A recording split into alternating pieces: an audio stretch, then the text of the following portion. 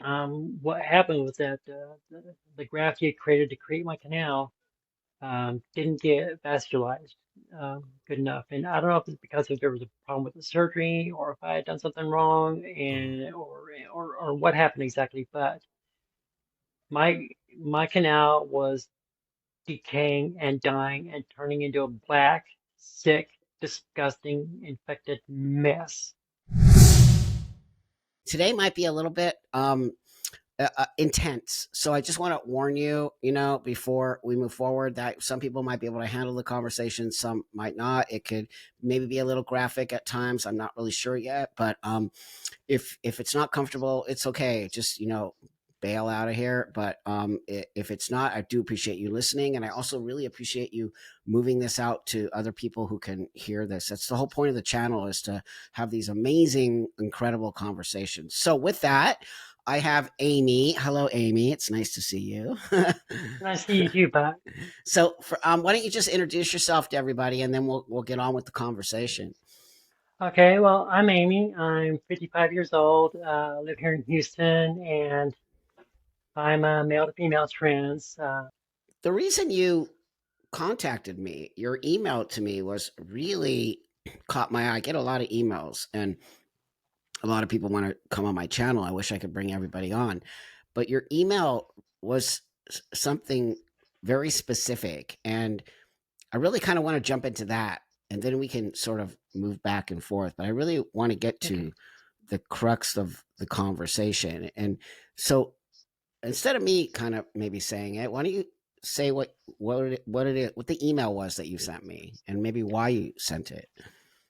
Well,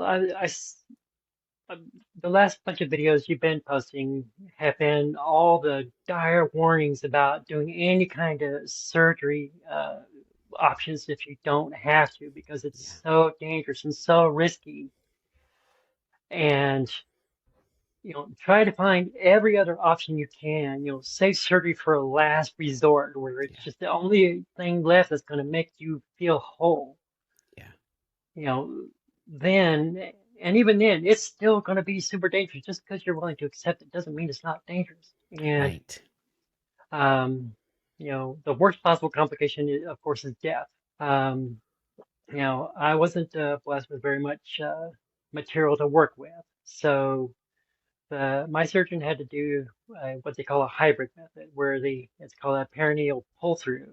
And what they do is they take your tissue that you do have, and then up when they go up and they form, cut the opening and they Okay. go up into the perineum. That's all all the stuff that holds your guts up into your stomach. It's all got a Oh, perineal lining.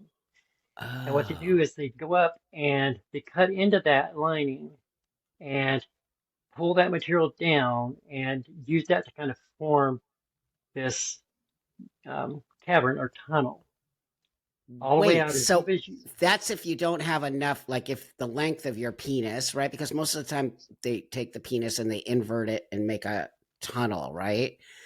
Yeah, But if that you that was don't, the original way of doing it was by doing that. and then so this one, they do this particular kind because you don't have enough sort of length. Is that why they do it, Correct, or they do it for other? correct, Okay, correct. so And there's well, no. some people their dysphoria is so intense. Like mine was pretty intense. Like Sure.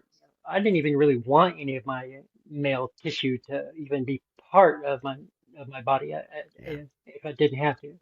Yeah.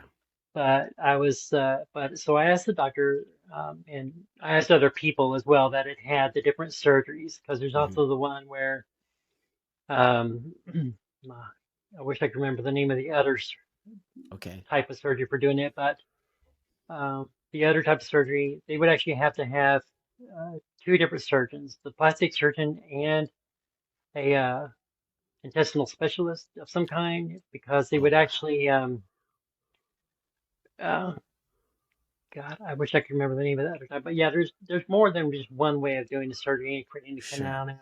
And some of the perks, like if all you use is just the penile tissue inverted, you don't, you're gonna have problems most of the time with your body creating your own lubrication, self-lubricating. Right. Right. And by using some of the lining that they pull down from inside, it's because it's covered in Oh. mucus and all that stuff. So it creates its Oh. own wetness, your own personal lubrication, Oh. when the girl gets wet. Right. So that's And why they kind of go up what you called the hybrid. yeah, Um, the hybrid method. so they pull that. That's your actual intestinal like lining or Yeah, something. some of the Wow. lining, I think they call it perineal Perineal. lining. Okay. It's been a while Okay. since actually, it's been a number of years. Sure. Um, but yeah, they cut into that Mhm. and use that in conjunction with your own tissue, and they graft all that in together and form the canal. And then the actual depth of your canal really actually has nothing whatsoever to do with penis size. You can have a 32-inch penis, and you're not going to have a 32-inch vagina depth. Your actual depth, you can only go inside the opening until you hit the pelvis. So That's right. however high up your pelvis and all the stuff inside you is, Yeah. that's as deep as you can go. That's right. Right. And that's why that's another reason for calling it a neo vagina, because That's right. it doesn't go all the way up into a cervix and all that stuff. It goes up Yes. until it's a wall. Yeah, that's right. So And they can only actually make it that particular, and everybody's, so is everybody, every male to female body is different when it comes to that structure. yeah, So right. So your pelvis wall could be different from the next person's pelvis wall, yeah, right? So all my innards could be higher, could be lower than somebody else's. great. Okay. And that's where the Great. real depth of your canal comes Okay. from. Okay. So And so so you're getting this surgery, and how long into your, so you started your transition in 2004. When did you start this surgery? well, I didn't actually get the surgery until 2020. 20. Okay. So that's like Yeah, 5 years ago. Okay. No, yeah, that's fine. A lot of because people don't. I had Yeah. I had a long ways to go because at the time, way back in the beginning in 2004, I was still morbidly obese. We'll get back into that, but I really want to get into the surgery. And the reason why everybody that I really get into the surgery is because I did a video recently about the male, the female to male penis surgery called phalloplasty, and all the Mm, complications that come with that. And the trans community doesn't talk about it, and they pretend like it's totally okay. So all these young guys are like getting this surgery and regretting it.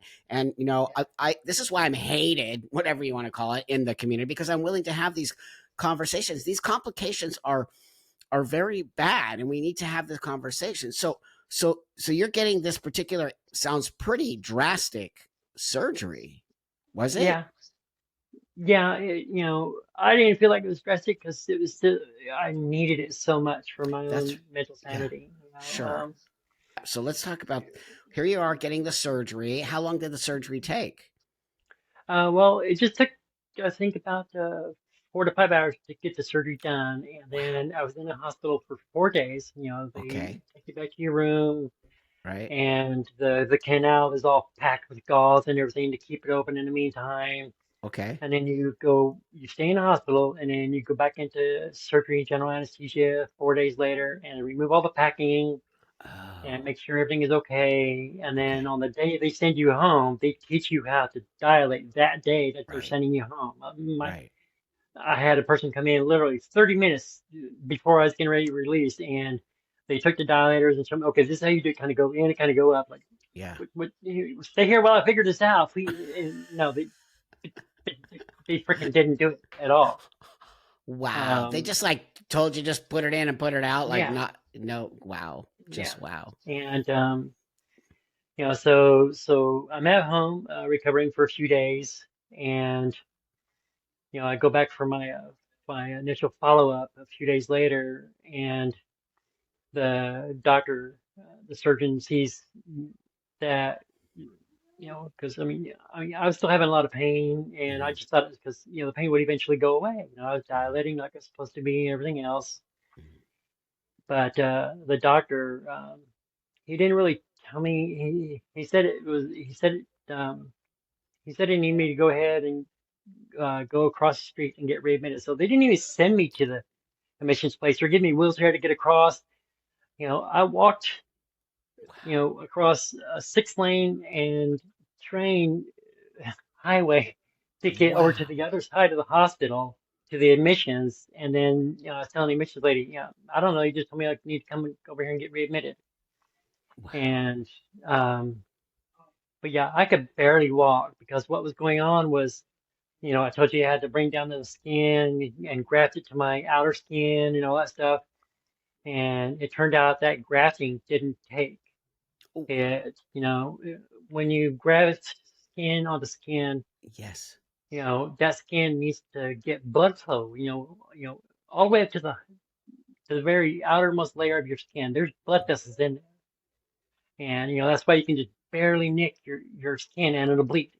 Okay. And what happened was that the graft you had created to create my canal didn't get vascularized good enough. And I don't know if it's because there was a problem with the surgery or if I had done something wrong Oh, and or what happened exactly. But my my canal was decaying and dying and turning into a black, sick, disgusting, infected mess. And I, anybody who, I mean, basically you've seen people get gangrene and stuff, and this was the kind of stuff that is just going to spread and spread and spread and spread and spread. And and kill you because you could get yeah, septic my body from was that. filling with toxins, yeah, and you get septic. And once I got admitted, um, then became the next 2 months of living utter hell for me. Um, Wow. what they had to do was put me under general anesthesia, completely knock me out every other day. And they would, while I was knocked out, they would go in and they would cut away as much of the decayed flesh as they could, I, safely. I guess they couldn't just cut it all away at once. I don't know why they couldn't do it all at once. I Well, don't probably know. it would collapse. Something might collapse or like, yeah. Oh But my yeah, I was in the hospital for 2 months, and for about the first 2.5 weeks of that 2 months, every other day I was going under general anesthesia, getting cut away a little bit, God. Oh my God. and they take me back to my room, and the dressing that they had to put on me, it was a wet dressing, you know, it's some kind of like a biomedic gel, Yeah. and they would lay that on my exposed raw tissue. And at first, for a while, they had a catheter in, so it wasn't a problem going to the bathroom. But then when they thought they got far enough along, and they didn't bother to recatheterize me while I was still staying in there anymore, and because I was able to get up and walk, with a lot of pain, and so I could make it to the bathroom. And when I would go in there and sit down to use the bathroom, I don't know if you've ever felt that kind of pain, urinating on raw, open, exposed flesh, where I, I was on the most, it was like somebody had taken hot pokers and was shoving them all against my skin, Oh all the my way up inside me. God. Oh my God. And nurses had to bring a basin of water that they could suck up into a syringe, and they was squirting the syringe of water on my vagina as the Peeing. urine was coming out, Yeah. so that it wouldn't get on that skin. Oh my And God. after 2 days of that, they decided to go ahead and redo the catheter again. So they had you And suffering there for days without, why didn't they yeah, just reinsert the catheter? I don't know why. And maybe I wasn't the best at self-advocating at the time. Um, by that Yeah. time, I'd been in so much depression in there because I Oh my couldn't get out of the God. hospital or anything like Two that. months? 2 months you were in that hospital? Yeah, and It's insane. then Was this yeah, doctor that you used, was he somebody that was already versed in creating these yeah, vaginas? and I Oh, got him as a referral from somebody else who sang his praises. I don't mind saying his see. name. Am I allowed to say his You name? can say his name. I don't. Okay, Why not? okay, He's your yeah, surgeon. Why not? yeah, Dr. Daniel Freet from UT Physicians on Fannin Street. How do you spell his last name? FR? Uh, Freet. Yeah, I'm gonna look him up. Daniel Freet. Okay. Wow. So no, you can 100% say his name. He's literally your doctor. So as this is happening to you, is Dr. Freet coming in to visit you or saying anything to you during this time? I He might have made an appearance sometimes, but I, I think 98% of the time I was passed off on his staff members to do the surgeries and everything else every other day. Oh my God. You know how many Um, times I hear this, Aimee? And this happens, especially in the trans male community when their penis surgery goes bad. The doctor doesn't want to have anything to do with you anymore because it looks, this is what they were telling me, these guys, because it looks bad on the doctor. So they try to mhm. disassociate themselves with you because they don't Yeah, want people to know that this surgery did not work. But it's so important that we say who this doctor is. And it's so important that we understand this situation because is he doing these same kind of surgeries on other people? yeah, Do you I've think got at least two friends that have had surgery with him. Another person, the one that actually referred me to him, what? she was going to him for a revision actually because she didn't stick with her dilating, so she lost her depth and she was going to have to go get a revision to get her depth put back Oh my basically. god. Oh my god. And It's but has anyone ever had the same problem that you had? Do you know of anybody who had the surgery done who has the same situation that I've happened? never heard of anybody having having their vagina die basically, and that's what mine Basically, did. so And so I'm still dealing with it because yeah. since I don't, they took, um, they had to give me new skin down there, and so they took skin graft off my thigh, Oh my about god. two 6 inch by 3 inch strips off my thigh, is what Mhm. it took to fix that down there, and Mhm. that wasn't to give me any depth. That was just to patch the skin. Basically, I lost the entire canal. Right now, my vaginal canal is as big around diameter as my ring finger. I can shove my ring finger up in there if I try real hard and use a lot of lube, and it only goes up to about the second knuckle.